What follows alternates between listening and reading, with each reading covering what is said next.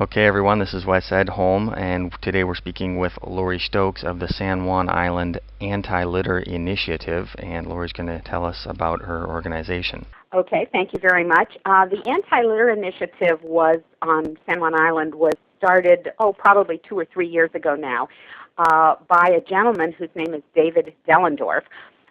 He lives kind of out on the island and was driving in and out of town quite regularly and noticed that there appeared to be a fair amount of litter along the roadsides, which distressed him because we typically describe this island as pristine. It's one of the words that's used all the time. And he was kind of looking out his car window and saying, this place really isn't as pristine as it ought to be. And he called a bunch of his friends and formed a group of litter picker-uppers that he called the Trash Masters. It was about 20 people, and I somehow got incorporated into that group. And we started once a month cleaning the full length of Roche Harbor Road, which runs all the way from the end of town out to the far end of the island. And it is, according to the County Public Works Department, the dirtiest road on the island, probably because the dump and transfer station is located on that road. So we started cleaning this road, and every month we would pick up 200 to 300 pounds of litter off of this road. And one day David and I were talking after several months of this, and we decided, all we're doing here is picking up after ourselves, and maybe we could have an impact if we were doing education and prevention around the issue of litter rather than just picking it up day after day after day. So we formed a committee of interested people and called ourselves the San Juan Island Anti-Litter Initiative and adopted as our mascot a little pink pig, and we call him Captain Pick It Up. And it is a takeoff. For those of you who don't know anything about Friday Harbor history, there is a historical figure whose name is Captain George Pickett, who was part of the island's history back in Civil War days. And so we call our little icon Captain Pick It Up, and he's a little barnyard pig with a Civil War hat on. And Captain Pick It Up has championed a variety of education programs that are geared at substantially reducing the amount of litter on San Juan Island.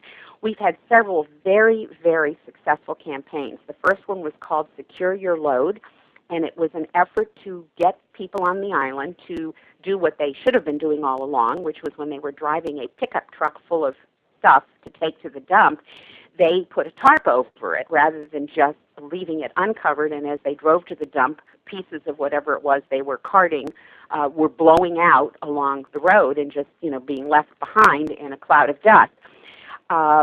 This was very, very successful. We mailed stuff out to every household. We talked about it. We had news articles.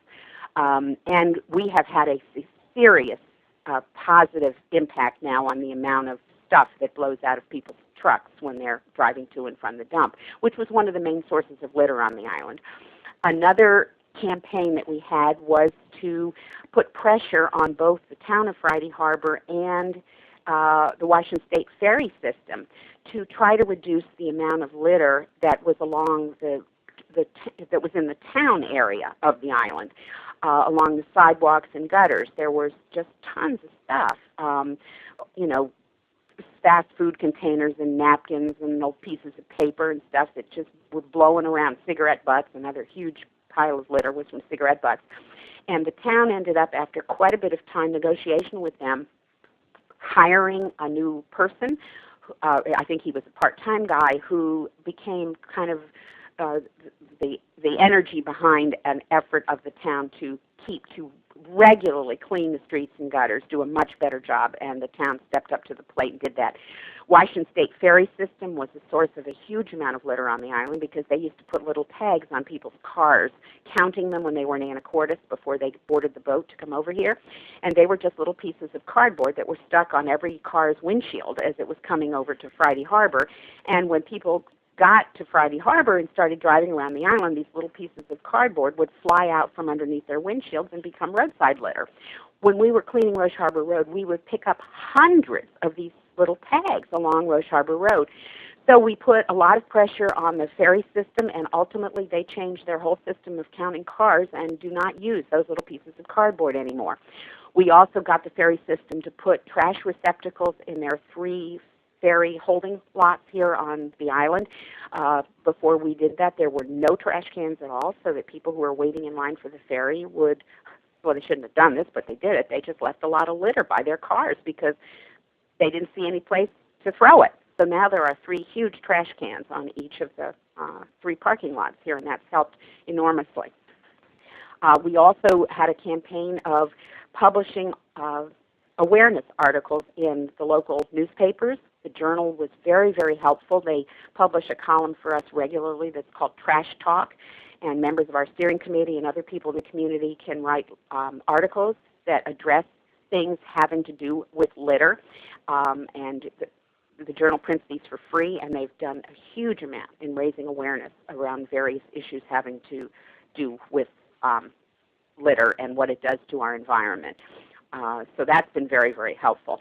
Another campaign that we've had that's still going on is called Imagine No Litter, and that is essentially a roadside adoption program with the theory that if you see less litter, you are less apt to throw litter yourself. We all agreed that it was still important to have litter pickup, even though that's not our primary focus. We really want to educate people. Everybody says that if you're standing on a street and you don't see any litter, you are less apt to throw down a piece of litter yourself.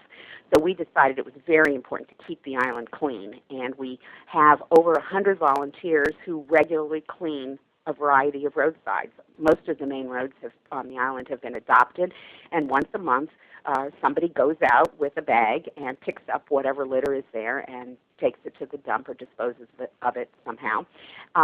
So the roadsides are kept relatively clean on a continuing basis, and that campaign has also been very successful. Another thing we've done is that we've developed a wonderful relationship with some of the main vendors, primarily Valmark, which owns the 2 big grocery stores here, and they have had a huge push with our support to have people use canvas bags for their shopping rather than paper bags and plastic bags. They've traded out all of the bags that they used to use that were plastic and now use biodegradable bags instead. And that's had a huge impact too. We're now involved in working with a group of people to look into the possibility of banning styrofoam here on the island because it's a huge source of litter and it's obviously very unhealthy for the environment. So those are just some of the things we've done, but as you can see, it's a pretty long list, and we feel we have had a major impact. This group continues to meet and continues to brainstorm about things that we can and should be doing to raise consciousness about keeping our environment clean and how important that is.